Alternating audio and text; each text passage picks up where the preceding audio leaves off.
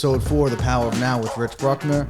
Today we have a special guest who is a filmmaker from Long Island, and I've known him for a very long time. Been looking forward to having this conversation, so I want to thank Gregg Dacosta for joining us today. Appreciate you, brother. Thank you. So I wanted to start off right away.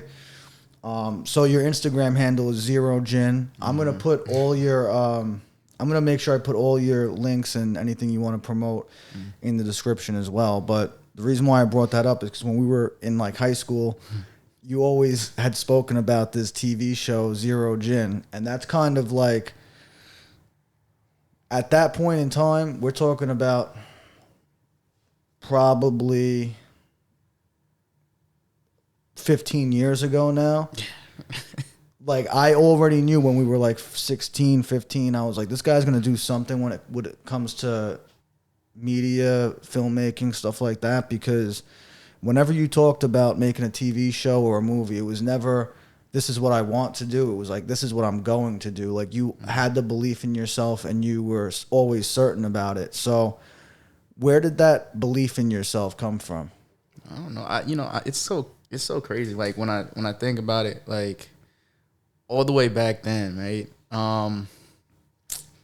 It was like that, having that no quit mentality, right? It's almost like a Kobe mentality. You know what I'm saying? Like anything that I had my mind on, I said I can get.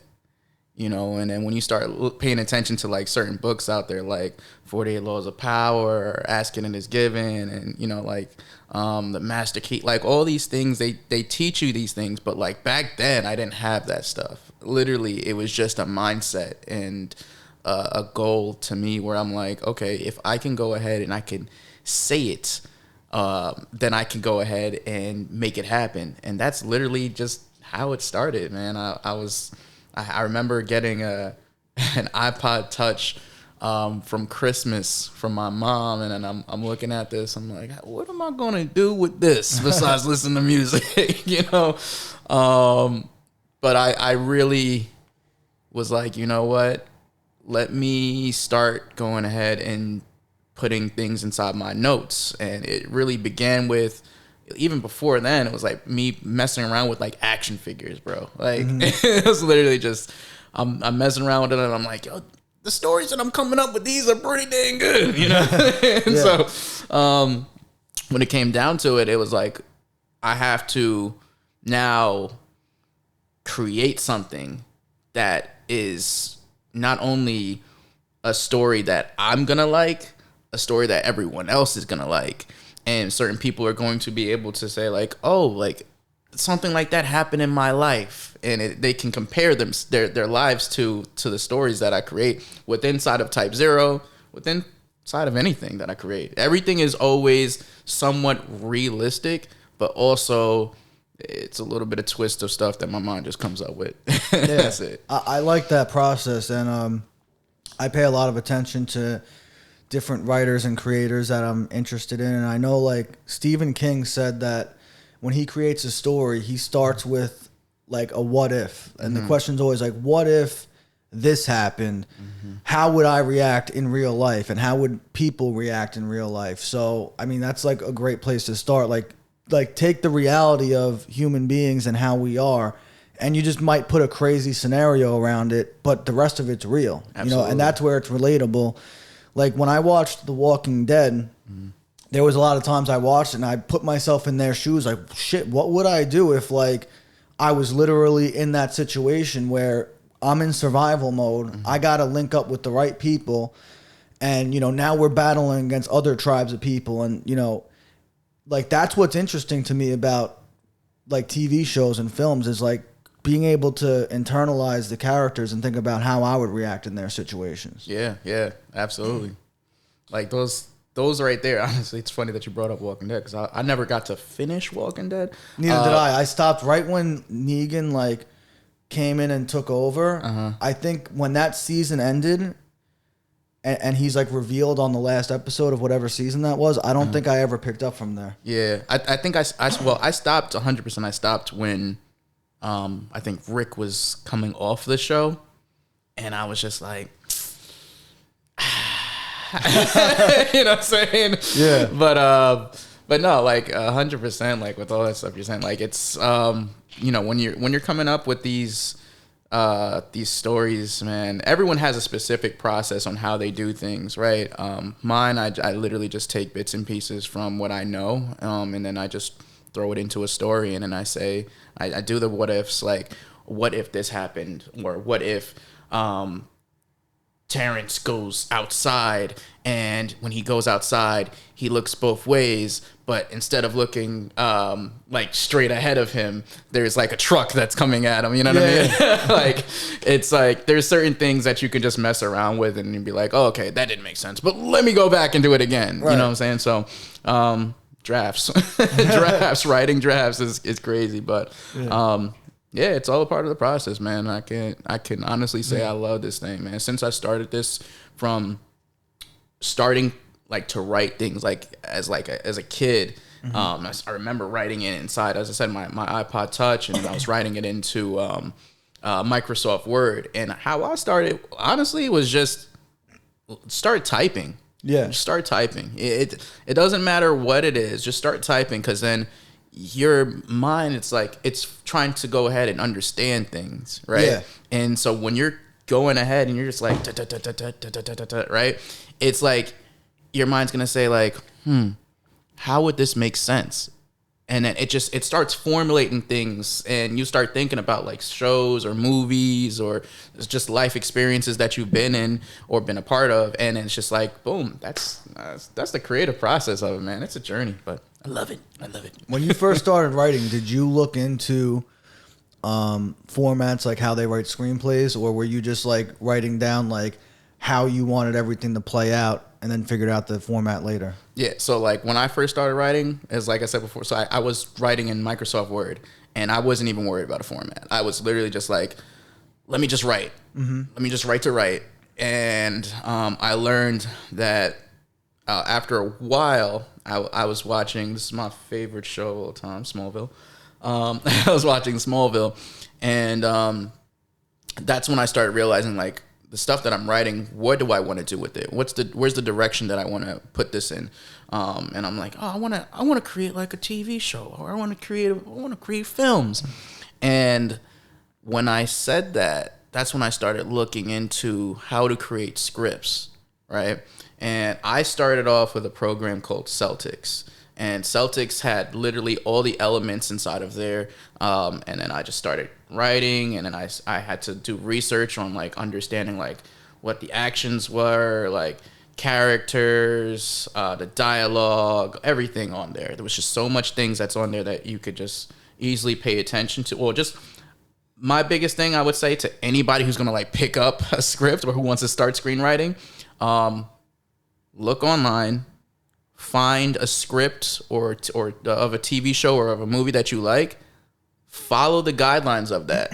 Yep. Then start writing, and once you start writing, you could literally just go following the same exact structure of how that was, just place it into your own words, and then you're good. That's very similar to how I figured out screenplay writing. So I used to actually write screenplays too. Oh, for real? That's dope. Yeah, I did, and it was mostly just as like a hobby. Like I really wanted to get into filmmaking. Actually, I spent my first year in college as a film major, but even before that, I was writing screenplays just at home because I wanted to, and I was such a movie geek that I just like. I don't even remember how young I was, probably around like high school age, maybe even middle school. I was actually definitely middle school, because I remember I used to write these short stories, and I used to write and I would write screenplays. And I know I was in middle school because one of the short stories I wrote was like about Lindenhurst Middle School. It was like loosely based on Lindenhurst Middle School. And then around that same time was when I wrote my first screenplay. But I don't know what made me even look into like reading screenplays online. Like I started like finding like screenplays from some of my favorite movies, and I was like figuring out like what everything meant, like interior, night, you know, whatever, like stereo, all that. Yeah, like how they describe the scene ahead of like the dialogue, and I was like, okay, like I understand how that works now. So if I have a like pan from left side of the street to the right side of the street, revealing Gregg walking on the sidewalk. Like, I figured out like how they do all that, and then I started just doing it myself.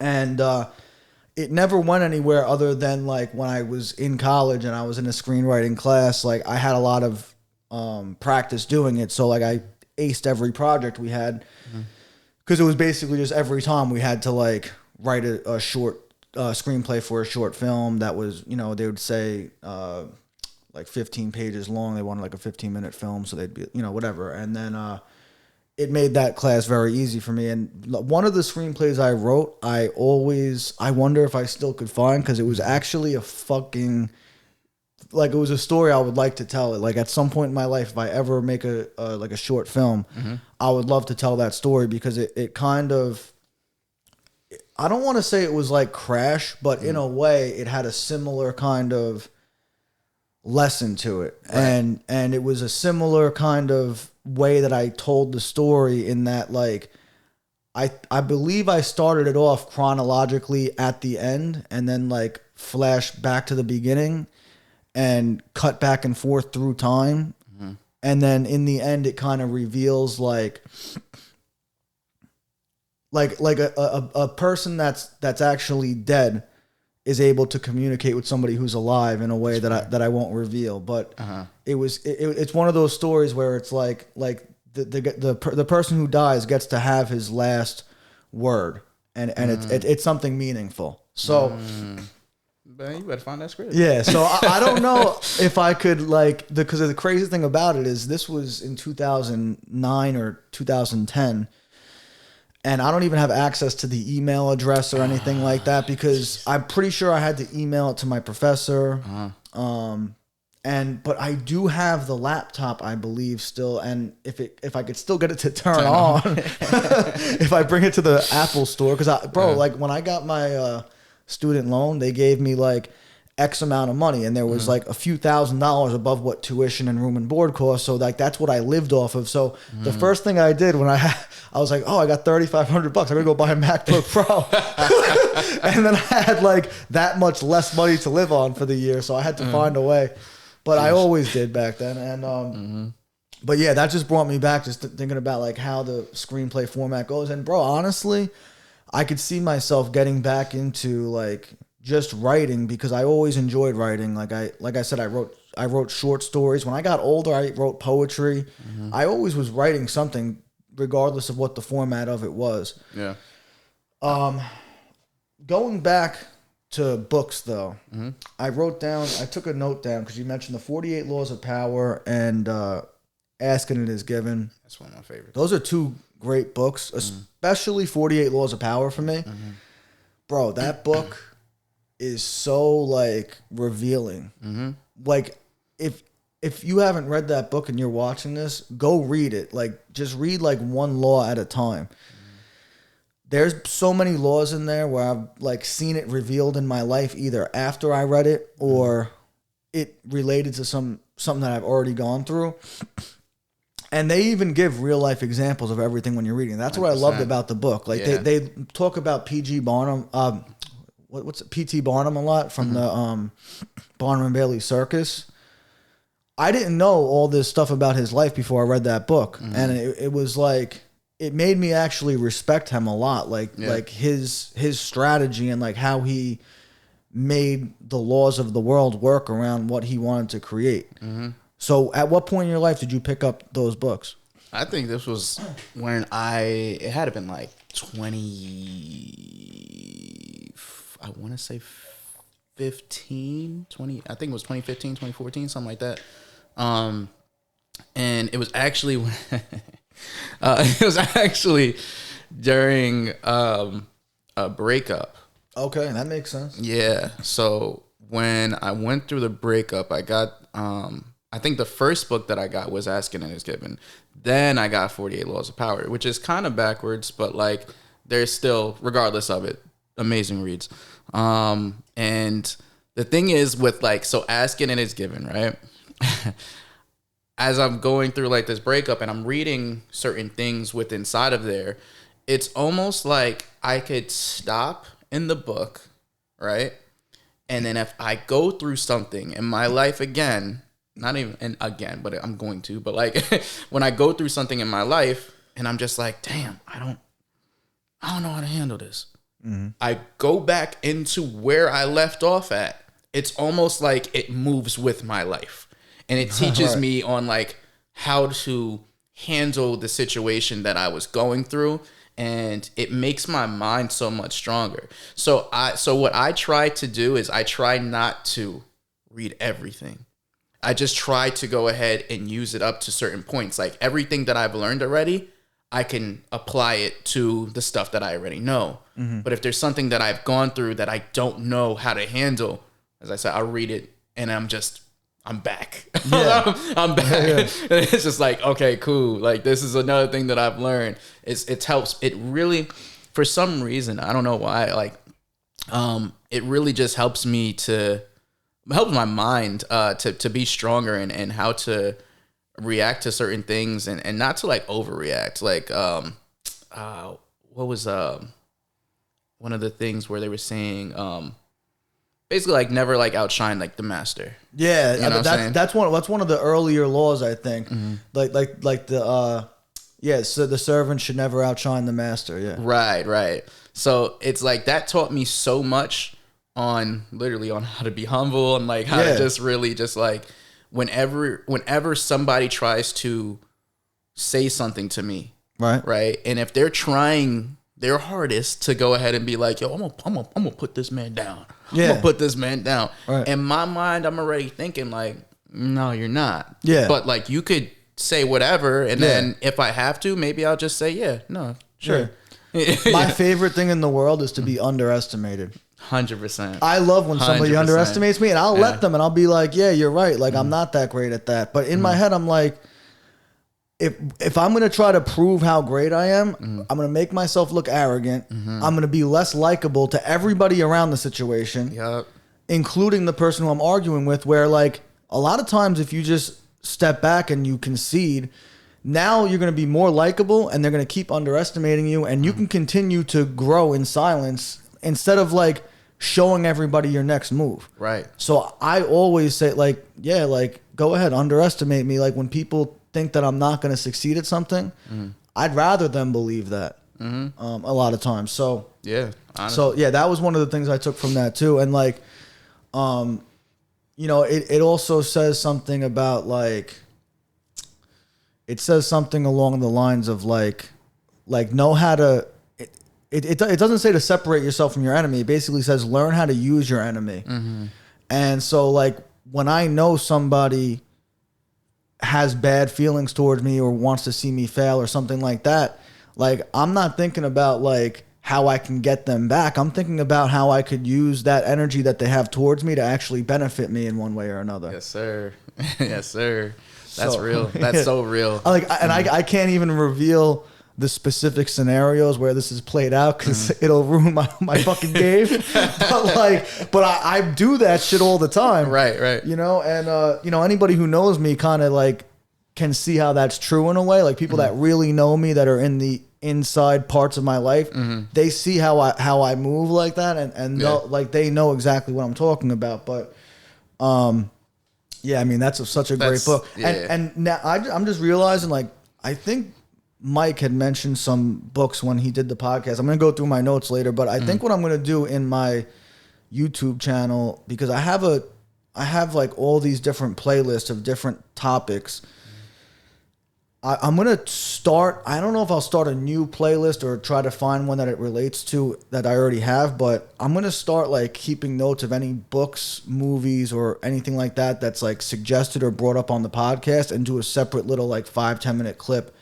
Like if I haven't read it already, I'll like read it and share my experience on it. Absolutely. Because that's dope. Right now I have there's this playlist called it's called Mindset Matters, and it's about like basically mental health and you know, like positive thinking, like that type of shit, self-improvement. And I have a book that I'm reading right now that I've read before. It's called The Magic. It's part of the Secret series. So there's in The Secret, if you're familiar with that book. If you're not, it's basically the law of attraction. So there's actually, I think there's 6 books in that whole series. One of them's called The Magic, and The Magic is all about, it's a 28-day practice where every single day you read like one chapter and it gives you a task to do. And the goal of the task is to have your mind focused on gratitude. And the idea of it being that the more you focus on gratitude, the more things you'll attract into your life to be grateful for. So I'm on day 25 now. And what I've been doing is every 7 days, I do a recap of my experience with the book without giving away what the actual tasks are that I'm doing. I'm just sharing like how the book has been shaping and transforming my life. Yeah. And this is my 3rd time doing it. The first 2 times I did it, each time I did it, something incredible happened in my life. Or I should say a lot of things, like, you know, like my finances increased one time, and another time, same thing with you. Like I got through a breakup in one of the times doing it. And every time in my life that I've gone through something that's been difficult, one thing I learned in getting sober, and, you know, this is coming up on 10 years now of sobriety, but major congrats. Thank you. One of the things that I found in sobriety is how to deal with shit, because my go-to would just be to get drunk or high if I went through something. When I didn't have drugs to turn to, I had to figure out, like, how am I going to get through this without drugs? Like, how am I going to just face this head on? And I've always had somewhere to turn to. So for me, it could be self-help books, you know, like similar Ask and It's Given, or it could be God, or it could be other people. So, you know, like I've gotten very good at figuring out like what's going to work for me. But in going through painful events in my life, because it forces me to work on myself, I always come out of the situation better off than I was before. And that's one way that I've found to be grateful for shitty situations, is that I know that as much pain as I'm in, I'm going to come out the other side better than I was before. So, you know, that's why I love all the books in this category. There was another one by Eckhart Tolle called Be Here Now. I believe it was by Eckhart Tolle, but I could be wrong. I hope it is. But if not, I'll put it in the description and correct it. But that book is all about getting rid of the ego in any given situation and just being okay with where you are today. Yeah. Not focusing on even what happened 10 fucking minutes ago. And just focusing on right now. Like I'm breathing right now. I'm alive, and like this is just an experience. This is part of life. This is part of the ride that we're on. Yeah. So like, you know, books like that have given me a lot of peace in my life. You know what's dope? Because like even in like the beginning of a lot of them, they'll definitely they'll mention saying like, yo, the things that they're basically giving you is extremely powerful, and it's because you are applying this to your everyday life. You know, so if you can take anything from it and you can actually use this to life, your life, as you've seen, is just going to go up. You know what I mean? Like that's just how it is. And I can't even say like as much times as I've gone back to any of like 48 Laws of Power or to Asking and It's Given,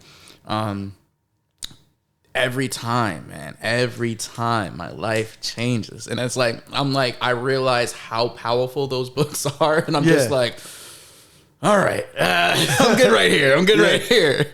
But that's the one whole main reason why I'll go ahead and I'll be like, you know what? Let me not read everything at once. Understanding a very big thing that it was for me was like understanding like the vibrational patterns and stuff like that.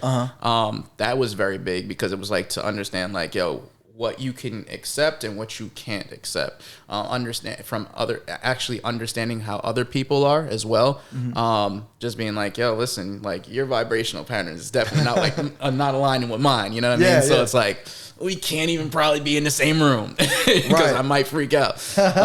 But it's all about learning how to have balance, you know. And the person who kind of like said it best was Bruce Lee. I'll go back to that. Bruce Lee was a very, very, I would say, knowledgeable person for his time that he was here. And like, there's so much things that I've watched with him where that also just changed my mind. It changed my mindset, and it made me feel like, okay, if I'm not doing this, I'm not grinding hard enough. Mm-hmm. You know what I mean? Like I have to literally put, if he could go ahead and push his whole entire body and his mindset to a different level, I look at it as, listen, any human can do that. Yeah. You know, it's just one human that did that. Any human can do that. It's just pretty much just blocking out excuses and just get into it. And that's, if we go right back to like how like I kind of like did everything and how I created, like just started screenwriting and then just filmmaking, everything. It's just I blocked out excuses. Right. Everything. I just said I can do it.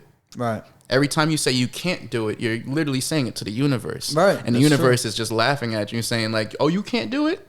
Great, you can't do it. Yeah. But if you're saying like you can do it, ultimately you're going to accomplish anything. Yeah. It's literally just whatever that you want to do. It's how we've been taught since we were young. Like if you put your mind to it, you're going to complete it. It's a fact. And I even use that in sales because it's true. Like, and I really genuinely am trying to help the client. Like if I'm trying to sell a product and they're like, I can't afford it, I'll tell them right away, don't ever say you can't afford something, because you'll never be able to afford it if you say that to yourself. If you continue to repeat that to yourself, you're actually hurting yourself.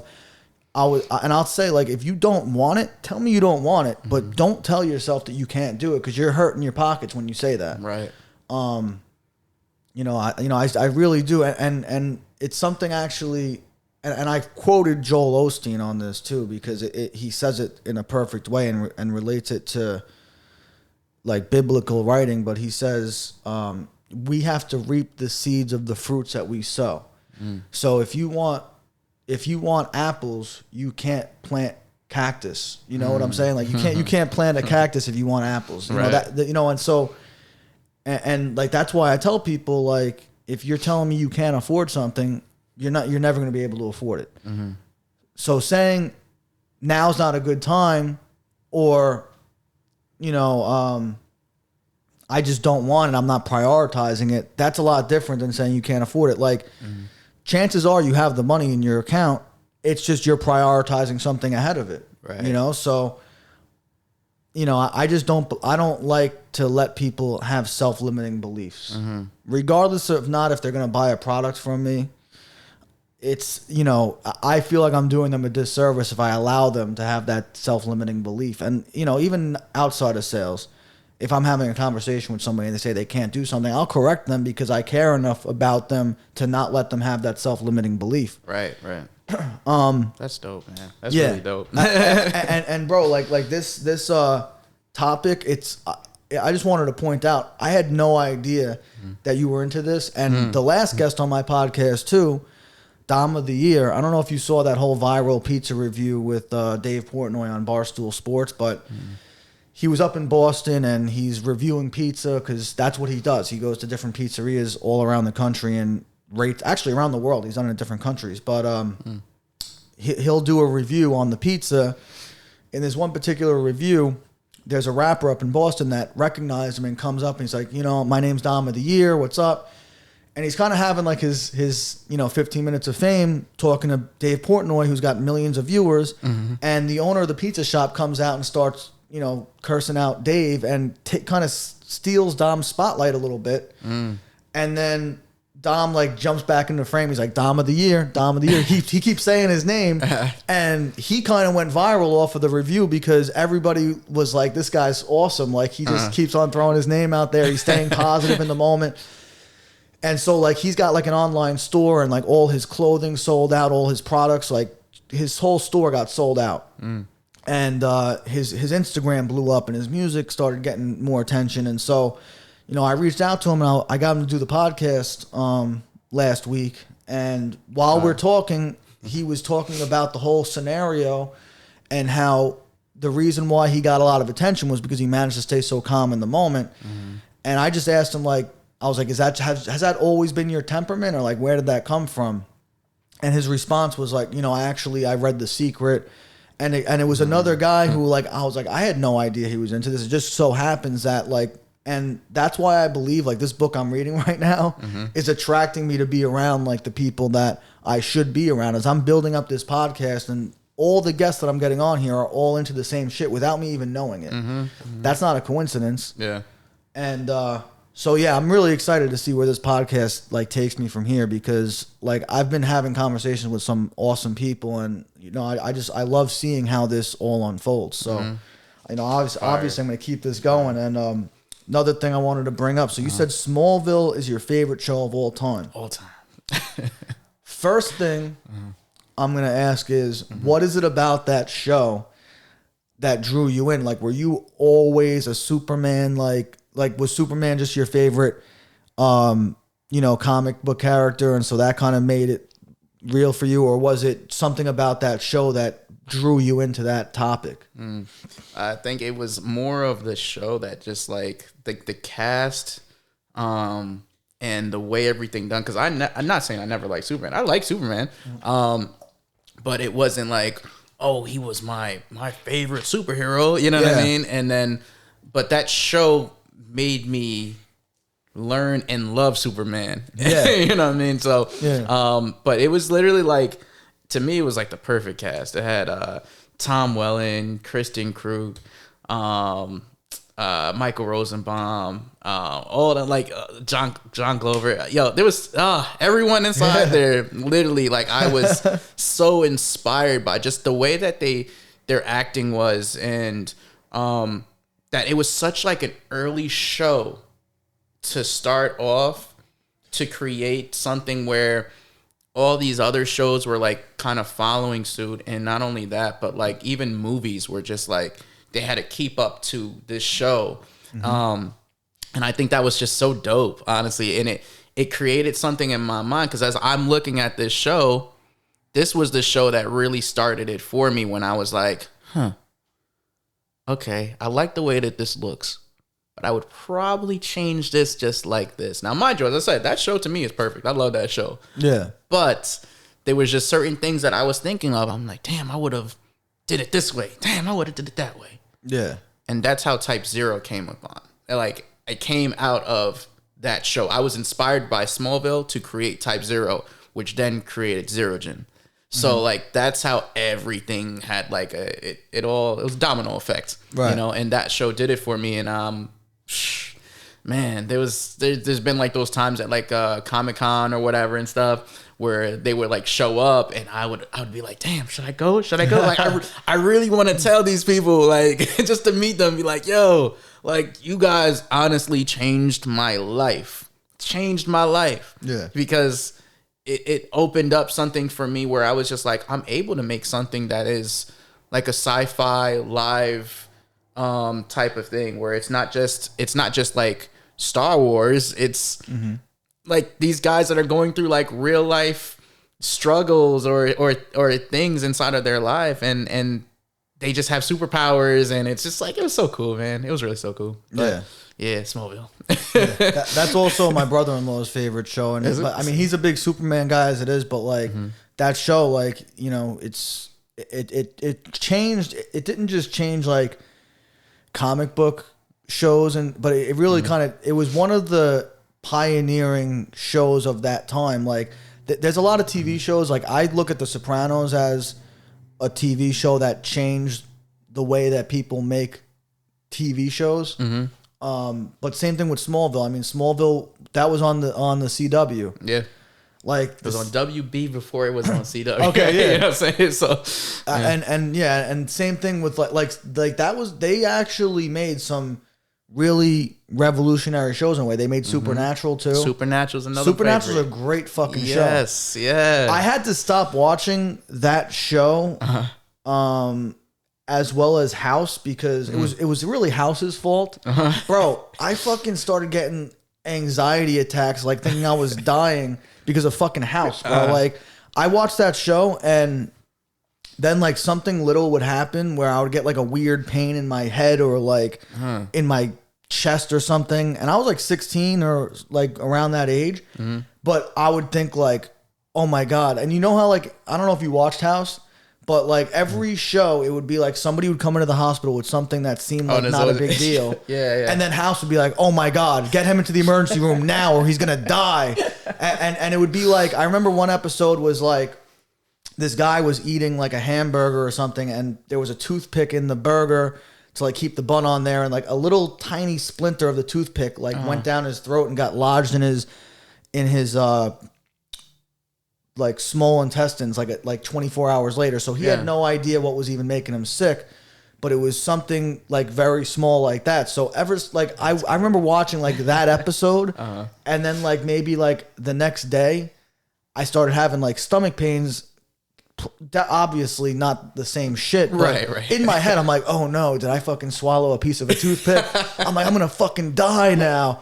And I like spent the next day, and I was also smoking weed at the time, which wasn't helping with my paranoia. Right. But like, so I was having like these bad anxiety attacks like on a day. Every time I watched like any show that was like that had any like serious tone to it, like any ominous music or anything dark, I would just get in like a super paranoid fucking state, and I would start like having the like my arteries would start like moving around, and like you know when you're like freaking out, I was getting that all the time. So I just couldn't watch any like TV, and I loved Supernatural. I used to watch that show and House, like both of those shows religiously.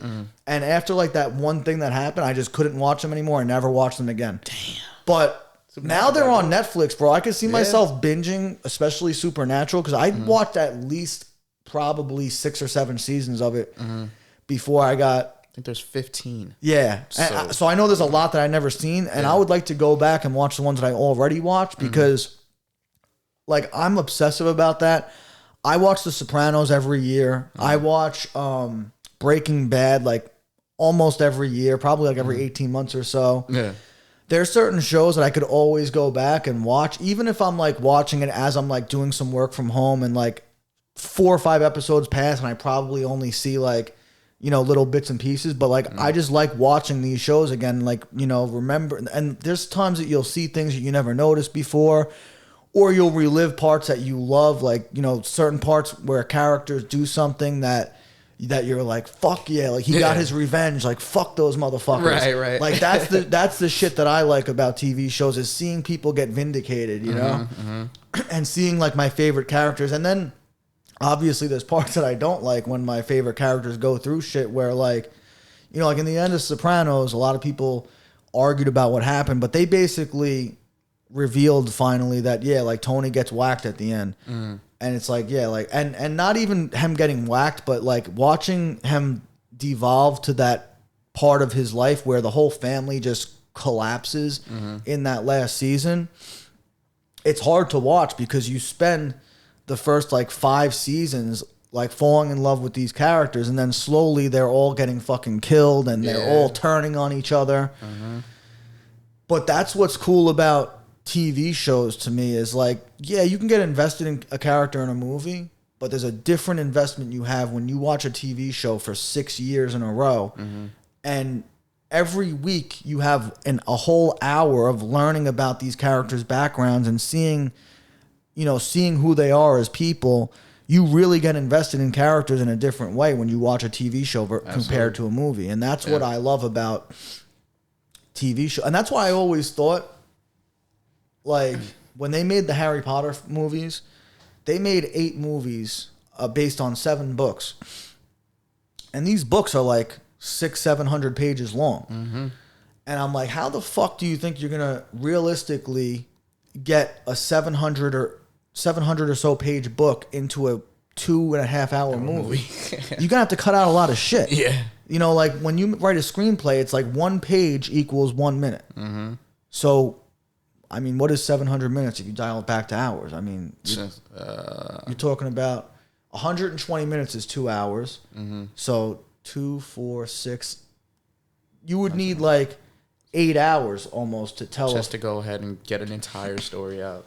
Yeah. That's nuts. So I always thought if they made a series where every season is one book, then you could do it really well. I mean, you could get every fucking detail of that book portrayed on the screen, and the investment in the characters and everything else would be so much more powerful, even if you did an 8 to 12 episode series. And now they're doing it. Like Warner Brothers did a deal with HBO, and they have in development a TV show that's going to be based on the book. So, I mean, I did see that. Yeah, I did. Yeah. So I mean, I'm hoping that they'll do it realistically, because there's whole characters. I don't know if you read the books or watched those movies, but there's like whole characters and scenes and situations, like storylines that got completely cut out. That if you only watch the movies, you miss so much of what actually transpired. Which is why like Game of Thrones did so well, is because they were able to dedicate the time to showing every storyline. I mean, I didn't read all those books, but from the people that read the books and the movies, it sounds like they did change a lot, but they were able to unwrap a lot more of what happened. So, I mean, I kind of went on. Game of Thrones was definitely a show too. Yeah, I'll tell you. Now, I wanted to ask you, because you said Smallville was your favorite show of all time, do you also have a favorite movie of all time? Favorite movie? I know it's a hard question. I feel cornered when people ask me that, because there's so many genres of film that I love. But if you had to pick one all-time great movie. All-time great movie. Probably would be... I usually say this as my answer, but I know there's like other ones. But I mean, Training Day. That's an awesome movie. Yeah. Training Day. I could see how that could be a favorite movie of all time. There's just like so much things that happen inside of that film, and Denzel Washington killed it, man. Like, yo, he never misses though. Never misses, never misses, man. Like that's like legit. He's one of the best actors like of our generation for sure. Yeah. I referenced John Q recently to my girlfriend. She's never seen it, but that movie, bro, when he walks into that hospital, he's like, I will not bury my son. My son will bury me. That scene was, and I was a kid and I still got emotional over that, man. Because like I was like, wow, like he's really, like he leaves everything on the screen when he's done. Like you're just like, wow, like he really embodies like a father who's willing to do anything to save his son's life. Absolutely. I think that goes along with like the training too that you get, right? So like ever since like, you know, college times, you know what I'm saying? Like when we go to like these acting courses and stuff like that, and you learn certain things like improv, and then you learn like about your emotions and stuff, that really helps you to bring these characters to life. And it shows. You know, because as you could see, like if someone has no type of training and nothing at all, and then you see them in like a film or you see them in a TV show, and then you're just like, man, this guy don't know how to act. Yeah, he looks like he's reading off a piece of paper without reading, or he just memorized something on a piece of paper. Exactly. You know, it's as any actor would go ahead and say, it's like it's one thing to go ahead and memorize a script, right, but it's another to like literally to show the emotions of that actual character. The thing that takes me out of it the most, I hate when people are like, they just don't sound natural, like the way like they say all the right words, but it's like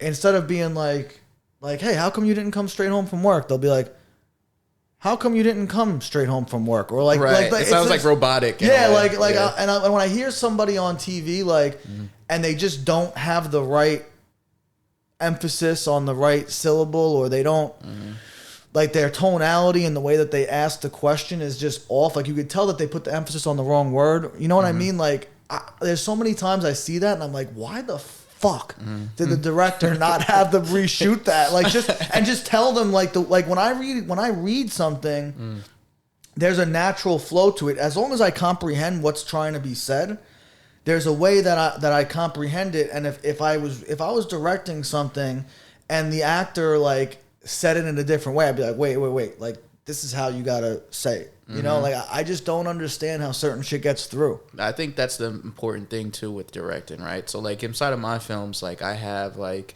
a few things where like in multiple takes, they all have to sound different. Yeah. Right? It can't just be one thing because one direction is not always the right direction. Yeah. You know? So that's why sometimes it's like it's best to get different type of emotions and then they can just deliver that. And so when you're in post, like you can go ahead and see like which one really made it to the cut at the end of the day. And yeah, I cannot stress that enough. Like you have to know your emotions. If you don't know your emotions, learn your emotions because we as humans know what emotions are like, right? Yeah. So you know what it feels like to be sad. You know what it feels like to be happy. You know what it feels like to be mad. So if you can just pinpoint that and place that into the lines, everything is gonna come out just fine. That's right. You know what I mean? That's absolutely right. But it's you know, some people as you said, some people just kind of are just they just read off of like the script and then they just say, okay, as long as I know the script, I'm good. And that's not what it means. That's not what it means. Nah, you gotta really go into like when you ever look at like a actual script of an actor and you see like all the notes that they placed in there is because they want to be 100% prepped. You know, that's just how that goes. Is there any directors or like one director in particular that you think had the biggest impact as far as inspiring your style of directing and how you see, like how you tell the story? Ryan Coogler. Yeah. Yeah. What about him? Like, what film did you watch by him that made you say, like, I like the way this guy works? What's that film called? Fruitvale Station. Fruitvale Station. That, oh my gosh. Oh man. Like that, honestly, so when I look at that film, it doesn't seem like I could like rewatch that over and over again. And it doesn't seem like that's a film to me where it's like, oh, it cost a lot of money to do. Like in my mind, I'm like, yo, if I want to, I could film that. But it's the way that he did it that made you feel like, because it's based off of a true story, or true event, I should say. And the way that he shot it, it made you just feel like it can bring your emotions out. And because you're getting so close to this character, and then you're also realizing that this character was literally a real life person, and all the stuff that's happening to him is real, you know, and it just, I don't know, it's just the feeling of it, the sound, the just everything. He literally, like, every time I see a film that he does, even Black Panther, to me was just like, when I watched it, like the first time, I was like, this actually might be the biggest film that I'll ever see. And like my favorite I would say one of my favorite actors was Chadwick Boseman. And to see him inside of that and to also see him in like other films that he's done, it was just like, sheesh. But to see him and Ryan Coogler together inside of this one piece was just like, okay, yeah, he put in work for this. And it made me feel like, I don't know, man. I don't know the word to really express it, but it was just such a fire thing to me as a creator, as a director, as a filmmaker, because it made me realize that I could literally accomplish anything. It goes right back to that saying it. I could literally accomplish anything. I like that. Yeah. So what I was gonna ask as well, as far as like films that you've released, like what would somebody watching this right now that's not familiar with your work, if you wanted them to see a film out there that's available for streaming or somewhere that they could see it, that just embodies your work, that would kind of show them your style of filmmaking that really embodies it, what film would that be and how could they see it? I mean, Guilty Conscience is out currently right now. So if y'all want to go ahead, y'all already know what to do. Guilty Conscience on Tubi right now. It's free unless y'all want to go ahead and check it out on Amazon Prime and pay for it. But I wouldn't say that. Go on Tubi. It is free on there. But that right there, I'd say that. Not only that. Geez, I have so much. I would definitely say Guilty Conscience, because Guilty Conscience, as I said, it's free. It's up there. You can literally just type it up on Tubi and find it there. And what's that film about? Just a brief little. So it's basically about this guy who wakes up in this garage and he has like no recollection of how he got there, right? Mm-hmm. And then what ends up happening is he keeps going back to his real life time where he is guided through his fiance and his psychiatrist. Mm-hmm. And they basically just guide him to actually what actually happened to him and why he keeps ending up inside of this garage. And it's a fun little thing. It will make you think. Okay. It will literally make you think. Did you write this film or did you just direct wrote it, this one? directed it, produced it. Directed, produced it. So this film is all you. All me. Awesome. Gregg Dacosta Studios, yes sir. So Guilty Conscience on Tubi. Mm-hmm. Check that out. Yeah, some point in September. Therapy is supposed to come out. Therapy was really a big one too. It's supposed to come out on Aspire TV. I don't know when, but it said in September, so it should be dropping anytime. I'll probably post it up like when it's gonna come out on my Instagram. Okay. And do you have a website too? Yeah, GreggDacostaStudios.com. Needs to be updated for sure, but GreggDacostaStudios.com. All right. Yeah. So I'm going to put all the links to Gregg's stuff in the description of the podcast just so you can go directly see his work, see his social media. Before we do wrap up, I also wanted to say I was looking through your social media. I see like a lot of your reels really blew up. Some of them had like over 1 million views. Mm-hmm. Like, what was the first reel you saw that like got huge numbers and you were like, oh shit, there's like serious potential in posting shit on Instagram? You know what was crazy? So like, it was one day I was just like, I was in a parking lot and there was like sunset. It was like a sunset. And I'm like, let me take my phone out. And I recorded it real quick. I recorded it. I was like, all right, let me post it real quick. I posted it. Next thing you know it, I'm seeing like 1,000 views. I'm like, it's only been like 5 minutes. You know what I'm saying? Yeah. So then it started to blow up. It started going more. I'm like, okay, now there's 4,000 views. Mm-hmm. It's literally less than an hour. Like, what's going on here? So I started to realize that like when you post things on Instagram Reel, and you continue posting it, certain things are gonna go high, certain things are gonna go low, right? It's just how it goes. It depends on what people really want to go ahead and see. Right. But like if you pay attention, like so Mike Waller, for example, right? He has Junkbox AI, and that page. Yeah. Whew. Everything gets huge views. My guy was doing this since I remember he was telling me about this and he told me when he started like was in December. Mm-hmm. And now look at it now, right? Yeah. But that comes with the work ethic, you know what I'm saying? And being consistent. Being consistent with it. If you stop, like what did you start for? Right. You know what I'm saying? Yeah. So I look at his work ethic as like, yo, that to me is hella inspiring. Mike actually, there was another film that I did called The Last Sound. Uh-huh. Right. I like to say this. I say that was my directorial debut.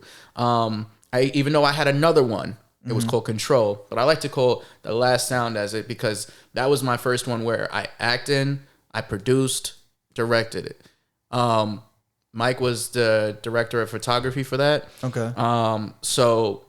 But he also helped direct it as well. Mm-hmm. So that one though, I don't even remember how much awards it won. I think it went through film festivals. It won probably 15 awards or something like that. It was crazy. It went on TV. It was on CBS. It was on NBC, CW, Fox, ABC. If I said that. yeah, it did a whole bunch of things. Yeah. And I was really happy about that. But once again, I put together an amazing cast. Yeah. And I put together an amazing crew. And Mike Waller being one of those to actually capture all that stuff was extremely important. Because his style of shooting is, to me, was just like always like just different. Yeah, yeah. You know? And so when I'm looking at it, I'm like, yo, man, that's really, really dope. So I seen him, and then of course I had my other film, Therapy. And when I did Therapy, I had a different DP. His name was Zavi Portillo. He was fired. Everyone that I put on my stuff is always fire. Yeah. Right. And I will always say, like, it's because I look at their work before I say, hey, I want you a part of it. Right. Right. It's very, very important to understand and know who your cast are and to know who your crew is.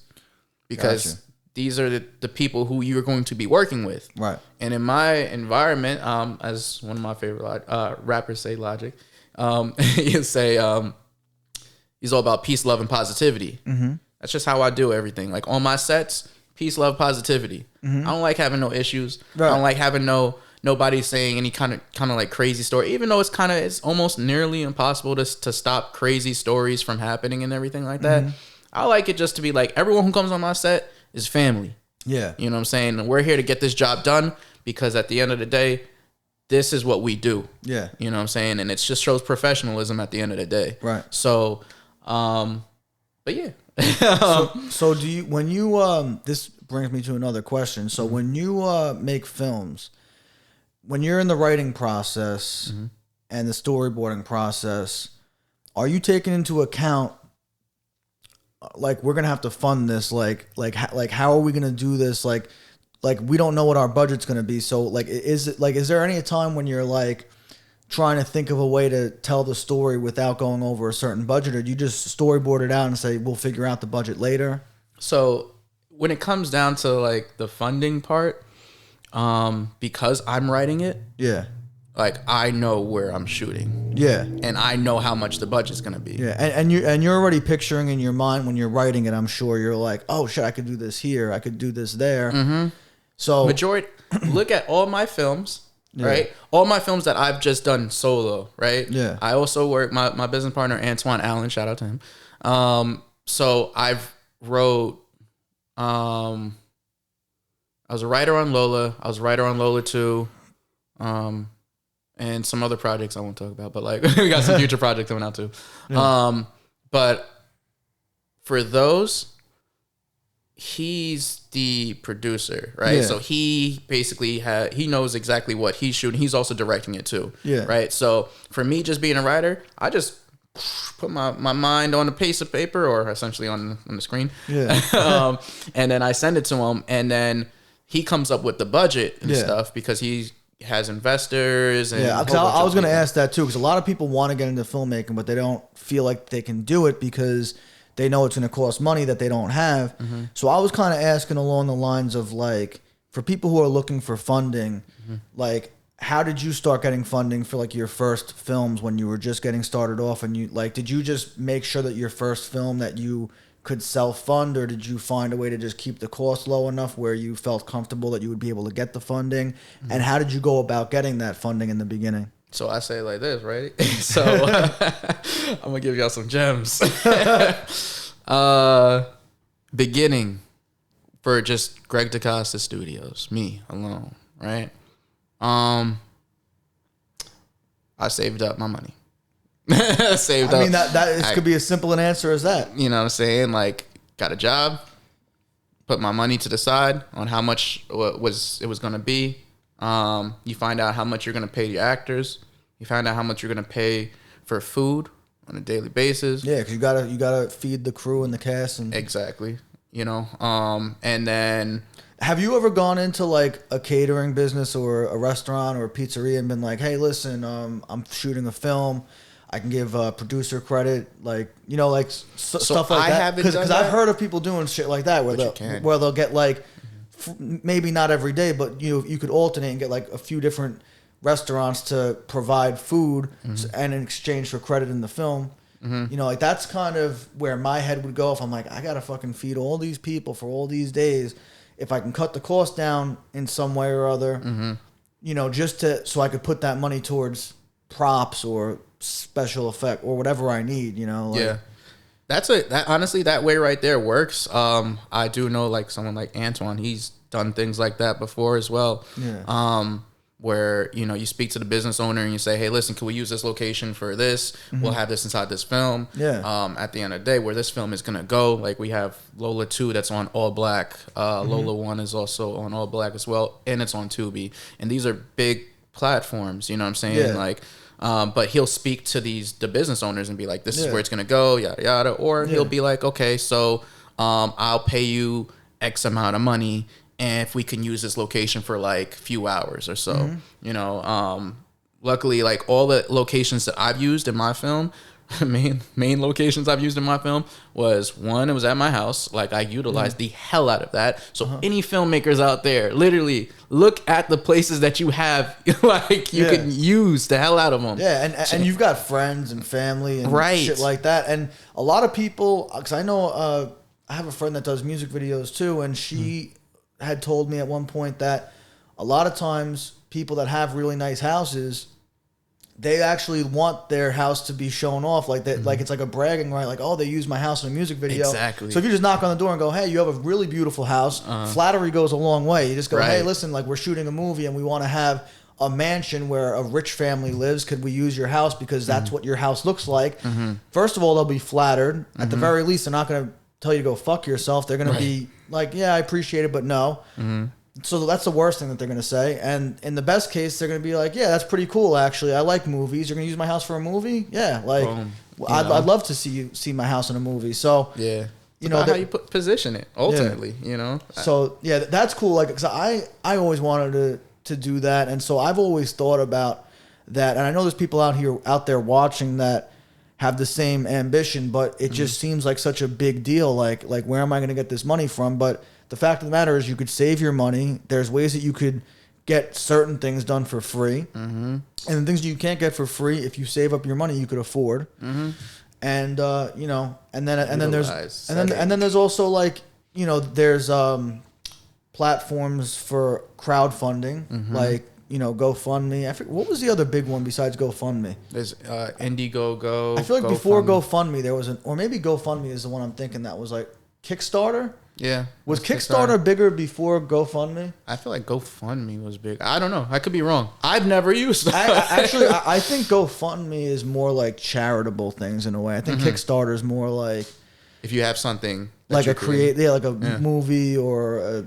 like even. There's like this board game company I saw on Tim Ferriss's podcast, and they've got like one of the best selling board games of all time. And, you know, or no, they had the biggest crowdsourcing campaign of all time. Like I forget how many millions of dollars, but the whole podcast was about how to create a successful crowdfunding campaign. And it was based on having a strong community of people that feel like they're a part of something.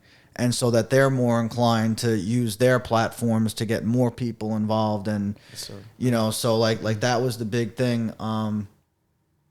So yeah, I just wanted to throw those questions in there for people that feel like it's a big hurdle. Like you could make a film on a budget, and you know you don't have to have major studios backing you to get this done. Like this is attainable if you want it badly enough. I tell you, another big thing here is like utilize things that you have, as I said before, like with your setting and stuff. Like, of course, if you have a home and everything, great. If you have an apartment, you could still do something in an apartment. But when you have things like you have your phones and stuff like that, your phones shoot at 4K now, right? They shoot at 4K. Some of them, they shoot in 24 frames per second. That's amazing for a phone to go ahead and do. So before I even bought my own camera, I had just my phone. But I didn't shoot anything. I didn't shoot movies on there. But you can shoot movies on your phone. Yeah. I've seen so many filmmakers create movies on their phone, and then they were able to put it onto major platforms like Netflix and a few other things too. So it really just depends on, well, one is your biggest thing is depends on your cast. it's cool to go ahead and if you know other people to get them a part of your film, great. But if you want to have a very big success in your film and you want to make some money from it, at that point you're gonna have to invest some money and look for the cast that have some names attached to them, get them a part of it, and like honestly, put your things on put it up on like Tubi, whatever. Their fans and everyone who supports them are gonna watch it. It's just it's pretty simple stuff, man. But you have to try these different things out. Yeah. Right. For me, when I started doing like screenwriting and everything, I tried that and I loved it. But then I did directing afterwards. Well, sorry, I did acting. Loved it. Directing. Loved it. Produced all my stuff. Cool. Biggest thing that I just picked up was cinematography. Yeah. Right? So got my own camera. Got the Blackmagic 4K. And the reason why I got that was because of my guy Zavi Portillo, the one who shot Therapy. He was using that for that film. He's different level now. Shout out to him. He is a different level. He's a monster.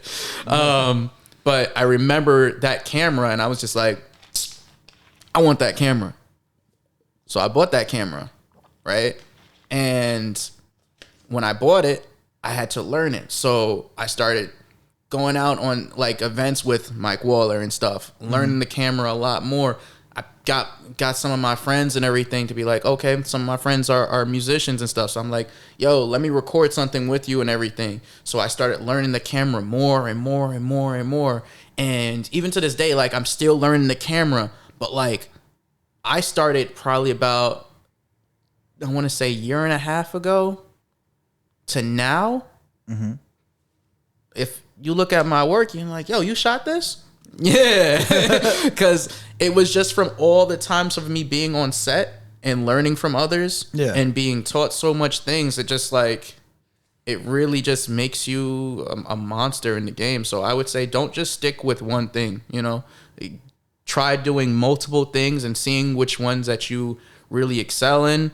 And if you excel in all of them, then take that talent, boy, and run with it. Yeah. You know what I mean? Because the game is different now where it's like you don't have to just know how to do one thing.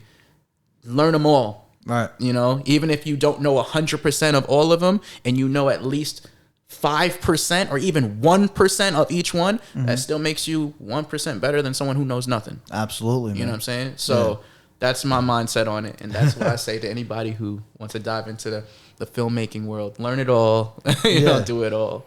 Awesome, man. Yo, thank you for doing this, Greg. I appreciate you doing the podcast. Appreciate you. I'm going to link everything, all your... Any of your work that I could link in the description, I'm going to put out there. So definitely click the link in the description. Check out Gregg's work. You can find him on Instagram. It's @0gin. And at Gregg Dacosta Studios. I ain't posting anything yet. Yeah. But at Gregg Dacosta Studios, it is an Instagram right now. I probably got like 90 followers or something like that. Yeah. But when I start posting things on it, that page is going to turn up. So so I'm going to put both Instagram handles out there. So show Greg a lot of love. And if you have questions, leave it in the comments because... You know, who knows? We might do this again another time, doing a little recap, answer any questions for filmmakers. And make sure you subscribe to the YouTube channel. I have a lot of great guests coming on the podcast, which we release every Sunday. So make sure you subscribe and you never miss an episode.